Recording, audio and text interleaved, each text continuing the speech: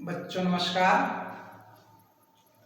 आज प्रैक्टिकल का दूसरा क्लास है। कल मैंने आंकड़ों की परिभाषा, अर्थ इत्यादि के बारे में बताया था। आज आंकड़ों का संग्रहण या संकलन, जो आंकड़े होते हैं वो कहाँ से कैसे संग्रहित किए जाते हैं, इसके बारे में आपको बताना है। तो सबसे पहले तो ये जान लीजिए, आंकड़े दो प्रकार के होते हैं, प्राथमिक आंकड़े और द्वितीयक आंकड़े। तो इनका कैसे संकलन होता है, कैसे संग्रहण होता है। प्राथमिक आंकड़े आप जानते हुए आंकड़े होते हैं जो शोधकर्ता या अनुसंधानकर्ता द्वारा स्वयं जा करके और उनका कलेक्शन किया जाता है, उनको संग्रहित किया जाता है, उनको प्राथमिक आंकड़े कहते हैं। और द्वितीयक वो होते हैं जो स्वयं न जा करके किसी अन्य स्रोतों से आंकड़े प्राप्त किए जाते हैं, उन्हें द्वितीयक आंकड़े कहते हैं। सबसे पहले लेंगे प्राथमिक आंकड़ों का संग्रहण। इसमें ये दो प्रकार से संग्रहण होता है। एक है प्रत्यक्ष स्रोत के द्वारा, दूसरा अप्रत्यक्ष स्रोत के द्वारा। दोनों हैं प्राथमिक, यानी शोधकर्ता द्वारा सीधे संग्रहित किए जाने वाले आंकड़े हैं, लेकिन एक प्रत्यक्ष स्रोत के द्वारा संग्रहण होता है और दूसरा अप्रत्यक्ष स्रोत के द्वारा होता है। प्रत्यक्ष में कौन कौन होता है? पहला तो है अवलोकन। अगर हम या शोधकर्ता अपने ज्ञानेंद्रियों के द्वारा, विशेष तौर से नेत्रों के द्वारा देख करके और आंकड़े संग्रहित करता है, तो उसको कहते हैं अवलोकन। अवलोकन करके देख करके आंकड़े इकट्ठे करके कहीं पर गए और किसी चीज़ का आंकड़ा लेना है, तो आप अपने आंखों से देखा कि क्या है, कैसा है, कितने संख्या में क्या है, तो उसको कलेक्ट कर लिया, लिख लिया, तो उसको कहते हैं अवलोकन के द्वारा, देख करके। उदाहरण के लिए जैसे मान लिया आपको किसी बाग का आंकड़ा लेना, इसमें आम, अमरूद, नीम के कितने पेड़ हैं, तो बाग गए, बाग का अवलोकन किया, उसमें देखा आम के इतने पेड़ हैं, अमरूद के इतने पेड़ हैं, नीम के इतने पेड़ हैं, अन्य इतने पेड़ हैं, उसको कलेक्ट कर लिया। तो ये हो गया अवलोकन द्वारा संग्रहण। दूसरा है अनुसूची। इसके अंतर्गत एक प्रश्नोत्तरी बनाई जाती है और उसके आगे उसका उत्तर लिखा जाता है, और शोधकर्ता, अनुसंधानकर्ता स्वयं जाता है और उस प्रश्नोत्तरी देता है, उसके आगे उत्तर भी लिखे होते हैं। तो पूछता है और जो प्रश्न बताया जाता है आंकड़े देने वाले के द्वारा, उसको उसमें नोट करता रहता है। तो इस प्रकार से प्रत्यक्ष रूप से भी उससे संबंधित आंकड़े संग्रहित हो जाते हैं। तीसरा साक्षात्कार। कुछ चीजें देख करके नहीं मालूम होती हैं, तो उसका साक्षात्कार के द्वारा, जैसे मान लीजिए मनुष्य के कैसी मनोभावनाएं हैं, कैसा दृष्टिकोण है, इन सब बातों को जानने के लिए साक्षात्कार करते हैं, मौखिक वार्तालाप करते हैं, और फिर उसकी मनोभावनाओं का पता चल जाता है, उसकी संवेदनाओं का पता चल जाता है, उसके दृष्टिकोण का पता चल जाता है। ये सब साक्षात के द्वारा मालूम होता है। साक्षात्कार में ध्यान ये रखना चाहिए कि एक उपयुक्त स्थान चुनना चाहिए जहाँ उसको प्रश्न का उत्तर देने में कोई दिक्कत ना हो, और ऐसे प्रश्नों को भी नहीं पूछना चाहिए ताकि उसके सम्मान पर ठेस पहुँचे या धार्मिक भावनाओं पर ठेस पहुँचे। इस प्रकार से बहुत सरल भाषा में साक्षात्कार करना चाहिए। संभव हो तो जिस भाषा का वो जानने वाला है, जिससे साक्षात्कार, उसी भाषा में, देहात का देहाती भाषा में बातचीत करके और साक्षात करके हम उसकी मनोभावनाओं, उसके दृष्टिकोणों का पता लगा देते हैं। तो ये साक्षात्कार की विधि है। अगला है अन्य। कुछ अन्य विधियां भी होती हैं, जैसे मान लीजिए हम मिट्टी का पता लगाना है, मिट्टी कैसी, तो इसको इसमें मिट्टी साक्षात्कार कर नहीं सकती, उसको देख करके मालूम नहीं हो सकता कि इसमें कौन कौन से तत्व हैं, क्या है, प्रश्नोत्तर हो नहीं सकता है। तो मिट्टी की जांच के लिए, मिट्टी संबंधित आंकड़े के लिए हम मृदा किट ले जाते हैं। उस किट इसके अंदर मिट्टी डालते हैं, फिर जांच करते हैं इसमें कौन कौन से कितने पोषक तत्व मौजूद हैं।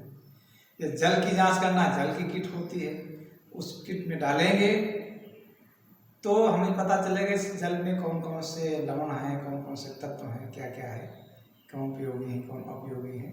तो इस प्रकार से इसके माध्यम से अन्य ये स्रोत हो गए। ये तो प्रत्यक्ष स्रोत हो गए। दूसरा है अप्रत्यक्ष स्रोतों द्वारा। प्रश्नावली दे दिया और प्रश्नावली का उत्तर हाँ नहीं में या जैसे भी शॉर्टकट में उसको देता चला गया प्रश्नकर्ता, उसको कलेक्ट कर लिया, देख लिया भाई कैसे है, तो उससे आंकड़े संग्रहित हो जाते हैं। अगला मतपत्र बांट दिए, 50 लोग हैं, मतपत्र बांट दिए। उस मतपत्र में टिका को लगाना होता है। जैसे आप देखते हैं इलेक्शन में मतपत्र दिया जाता है, मतपत्र में लोग अपने कैंडिडेट का चुनाव करते हैं। ऐसे मतपत्र के द्वारा हम विभिन्न प्रकार के आंकड़े भी संग्रहित कर सकते हैं। कई लोग हैं, सबको मतपत्र बांट दिया गया और वो अपने हिसाब से टिक लगाते चले गए, तो आपको पता हो गया कि किस चीज़ के लोग ज़्यादा मानने वाले हैं, किस कम मानने वाले हैं। उससे संबंधित बहुत सारे आंकड़े मतपत्र के द्वारा ज्ञात हो जाते हैं। तीसरा टेलीफोन साक्षात्कार। टेलीफोन भी एक सीधा है, प्रत्यक्ष ही है, प्राथमिक आंकड़ा ही है, क्योंकि टेलीफोन से जब हम बात करते हैं तो सामने तो नहीं होता व्यक्ति, लेकिन उससे उसकी आवाज़ से पता चल जाता वही व्यक्ति बोल रहा है, तो एक तरह से सामने ही माना जाता है। और टेलीफोन से साक्षात कर लिया, पूछताछ कर लिया, बातचीत कर लिया और उससे संबंधित आंकड़े हम प्राप्त कर सकते हैं। रेडियो में भी अपील की जाती है। जिस चीज़ के आंकड़े संग्रहित करना होता है और लोग लिख करके स्वयं भेजते हैं अपने अपने आंकड़े। तो इस प्रकार से हो गए प्राथमिक आंकड़ों का संग्रहण। दूसरा होता है द्वितीयक आंकड़े। द्वितीयक आंकड़े वे होते हैं जो प्रत्यक्ष रूप से न संग्रहित होकर अनुसंधानकर्ता द्वारा बल्कि अन्य स्रोतों से संग्रहित होते हैं, प्राप्त किए जाते हैं, उनको अप्रत्यक्ष आंकड़े कहते हैं। इसमें 2 प्रकार के हैं, एक व्यक्तिगत प्रलेख और दूसरा सार्वजनिक प्रलेख। व्यक्तिगत प्रलेख में जीवनी, जैसे पहला जीवनी, किसी व्यक्ति की जीवनी पढ़ते हैं तो उससे विभिन्न प्रकार के आंकड़े, डाटा हमको प्राप्त होते हैं। जीवनी के द्वारा हम ये प्राथमिक तो नहीं प्राप्त कर सकते, प्राथमिक तो सीधे उससे बात होती है। आदमी नहीं, सूरदास की जीवनी हमने पढ़े तो सूरदास से तो बात नहीं हो रही है, लेकिन उनकी जीवनी जो पढ़ी तो उनका जन्म कहाँ हुआ था, कब हुआ था, उन्होंने क्या क्या कृतियाँ की, कौन कौन से कार्य किए, कहाँ पढ़ाई की, कौन सी शिक्षा ली, उनके माता पिता क्या थे, बहुत सारे आंकड़े हमको जीवनी के द्वारा ये प्राप्त हो जाते हैं। ये द्वितीयक आंकड़े हैं, व्यक्तिगत प्रलेख के द्वारा, एक जीवनी के द्वारा। दूसरा डायरी। बहुत से सारे व्यक्ति अपनी डायरी लिखते हैं और डायरी में सारे तथ्य वो लिखते हैं, कुछ गोपनीय तथ्य वो भी लिख देते हैं। तो अगर उनकी डायरी मिल जाती है तो डायरी से हम पूरा पढ़ करके उनसे संबंधित जिसकी डायरी है उससे संबंधित विभिन्न प्रकार के आंकड़ों का संग्रहण कर लेते हैं। तीसरा पत्र। डायरी और पत्र, बहुत लोग पत्र भेजते हैं, पत्र आया, बार बार पत्र उनके आते रहते हैं, उनका संग्रहण किया जाता है, इकट्ठा किया जाता है और उन पत्रों को पढ़ करके उनकी भावनाओं का, उनके दृष्टिकोण का आकलन किया जाता है। ऐसे उससे संबंधित आंकड़े ये संग्रहित किए जाते हैं पत्र के द्वारा। अगला संस्मरण। संस्मरण कहते हैं, बहुत से लोग अपने संस्मरण लिखते हैं। जैसे फाहियान ने भारत आया था तो भारत के बारे में बहुत कुछ उन्होंने लिखा। भारत उस समय कैसा था, यहाँ के लोगों का जीवन स्तर कैसा था, यहाँ की भाषाएं क्या थी, रहन सहन कैसा था, ये सब संस्मरण के द्वारा भी हम बहुत से आंकड़े संग्रहित करते हैं। तो ये प्रत्यक्ष तो नहीं होते हैं लेकिन अप्रत्यक्ष होते हैं, इसलिए इनको द्वितीयक आंकड़े कहा जाता है। दूसरा है सार्वजनिक प्रलेख। ये तो व्यक्तिगत प्रलेख हो गया, एक निजी व्यक्ति किसी व्यक्ति के संबंध में ही ज्ञात करते हैं। दूसरा सार्वजनिक प्रलेख। इसमें 2 प्रकार के होते हैं, प्रकाशित प्रलेख और दूसरा अप्रकाशित प्रलेख। प्रकाशित प्रलेख में सरकारी प्रकाशन, अर्ध सरकारी प्रकाशन, निजी प्रकाशन। सरकारी प्रकाशन में जो सरकार के द्वारा प्रकाशन किया जाता है उसको सरकारी प्रकाशन कहते हैं। सरकार कोई प्रकाशन जियो निकालती है, उसके द्वारा आंकड़े संग्रहित किए जाते हैं। बहुत से सरकार अपने हिसाब से जो प्रकाशन देती है वो सब सरकारी प्रकाशन। अर्ध सरकारी प्रकाशन होते हैं जो अर्ध सरकारी संस्थाओं द्वारा दिए जाते हैं, जैसे नगर पंचायत द्वारा या टाउन एरिया के द्वारा या ग्राम सभाओं के द्वारा ये जो सूचनाएं दी जाती हैं ये अर्ध सरकारी होती है। निजी प्रकाशन, निजी भी लोग अपना व्यक्तिगत राय लिखते हैं, वो निजी प्रकाशन कहलाता है। समाचार पत्र के द्वारा भी बहुत सारे आंकड़े संग्रहित किए जाते हैं, बहुत सारी चीज़ें उसमें लिखी रहती हैं, उसके द्वारा भी हम आंकड़े प्राप्त करते हैं। तो ये भी अप्रत्यक्ष रूप से प्राप्त होता है, इसलिए द्वितीय आंकड़े हैं।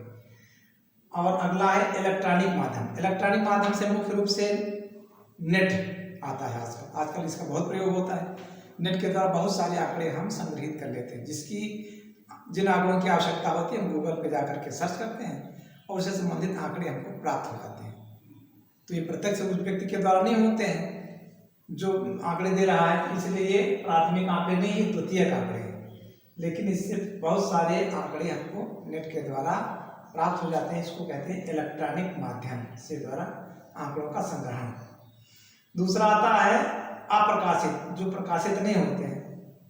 ये सरकारी प्रलेख, अर्ध सरकारी प्रलेख, निजी प्रलेख, 3 प्रकार के होते हैं। सरकारी प्रलेख में ये प्रकाशित तो नहीं होते हैं लेकिन इनका सरकार के द्वारा लेखन किया जाता है। जैसे उदाहरण के लिए गांव में लेखपाल, पटवारी, ये सब राजस्व का प्रलेखन करता है, लिखता है किसकी कहाँ पर जमीन है, क्या नंबर है, उसका पूरा आंकड़ा रहता है। तो ये सरकारी प्रलेख हो गया। ऐसे अर्ध सरकारी जो नगर पालिकाओं के द्वारा, अन्य अर्ध सरकारी संस्थाओं के द्वारा जो लेख दिए जाते हैं, उनकी प्लानिंग की जाती है, उनकी योजनाएं बनाई जाती हैं, वो लिखा जाता है, उनके क्या नियम कानून है, सब लिखे जाते हैं। वो सब आंकड़े हम प्राप्त करते हैं, वो अर्ध सरकारी प्रलेख के द्वारा होता है। और अगला है निजी प्रलेख। निजी प्रलेख के द्वारा भी कोई निजी अपना व्यक्तिगत रूप से लिखता है, अपना लेख लिखता है और छोड़ जाता है, उसके द्वारा हम सूचना संग्रहित करते हैं। तो इस प्रकार से ये निजी प्रलेख कहलाता है। तो ये हमने आज आपको बताया कि आंकड़ों का संग्रहण जहाँ पे हम इकट्ठा करते हैं वो 2 प्रकार से आंकड़े होते हैं। वो कहाँ से इकट्ठा करते हैं? प्राथमिक आंकड़ों को प्रत्यक्ष और अप्रत्यक्ष स्रोतों से, ऐसे द्वितीयक आंकड़ों को व्यक्तिगत प्रलेख और सार्वजनिक प्रलेख के द्वारा इनको संग्रहित किया जाता है, इकट्ठा किया जाता है। तो इस प्रकार से आज का ये चैप्टर रहा आंकड़ों का संग्रहण या संकलन कैसे होता है। तो आज इतना ही आज के दिन, फिर आगे प्रैक्टिकल के आगे चैप्टर में दूसरे दिन कुछ बताया जाएगा। धन्यवाद।